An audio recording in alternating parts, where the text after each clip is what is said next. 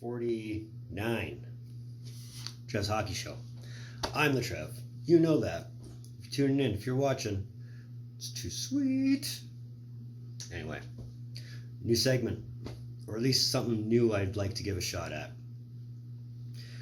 What I'm going to be doing in this one, and you can feel free to make requests. This is just the starting point.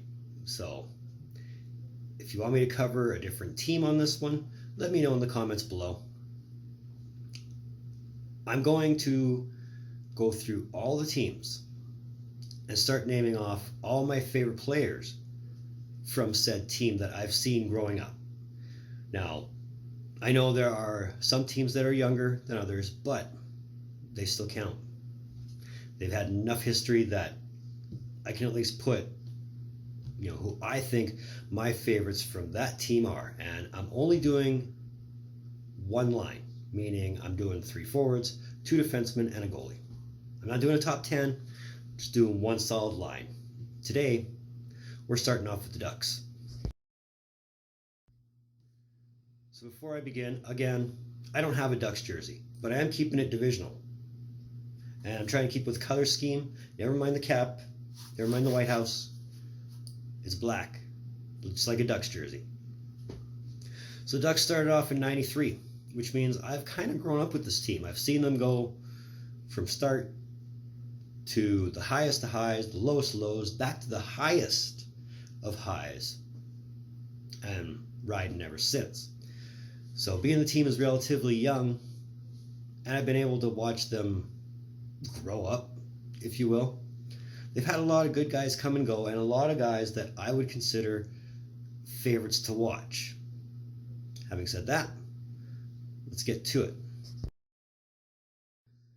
Going in net is Jass Gigure.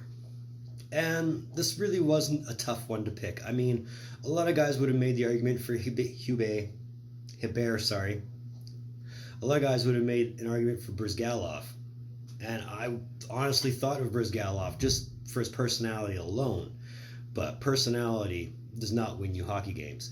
And Jass Gigure was a big guy who came in clutch when he had to.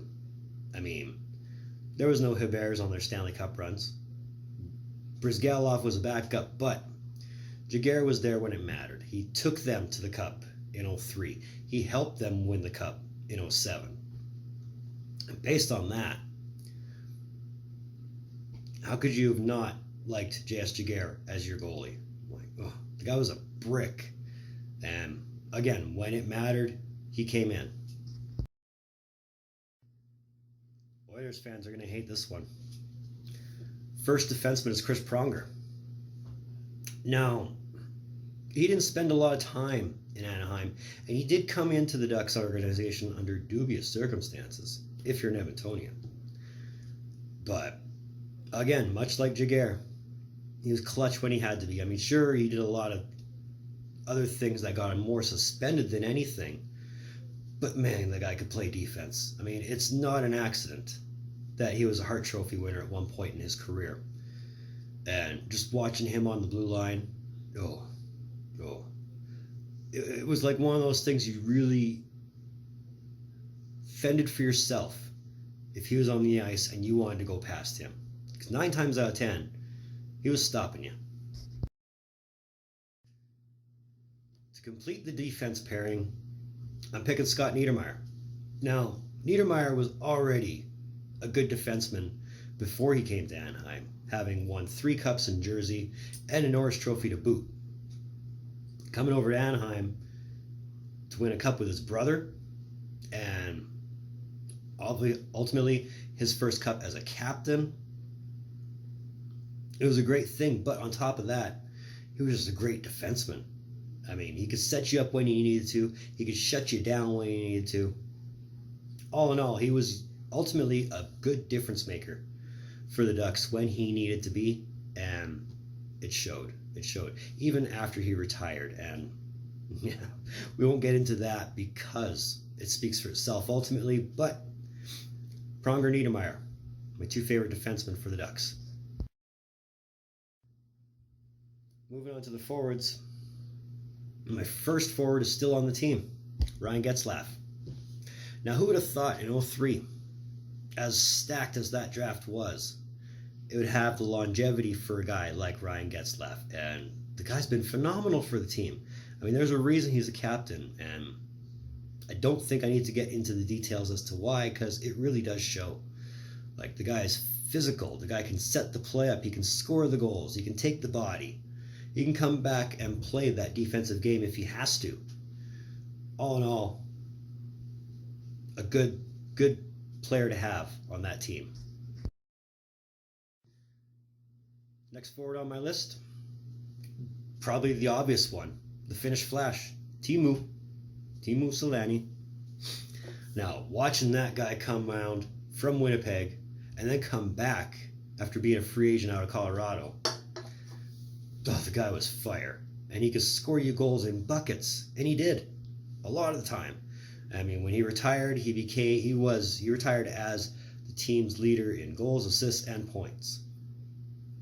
So, not a lot to say that he wasn't a bad player at all. I mean, the happiest moment for me with Selanne was seeing him actually win the cup and get his name on there for the first time. It was a thing of beauty. The guy earned it. The guy deserved it.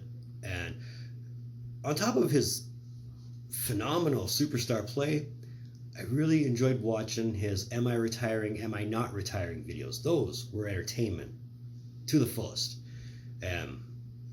It's sad we haven't seen a guy like him since, but it was good to see a guy like him at the time. Loved watching him. Rounding out my forward line is the Ducks' first ever draft pick, Paul Kariya. Now, he wasn't the biggest guy, but by God, he had hands.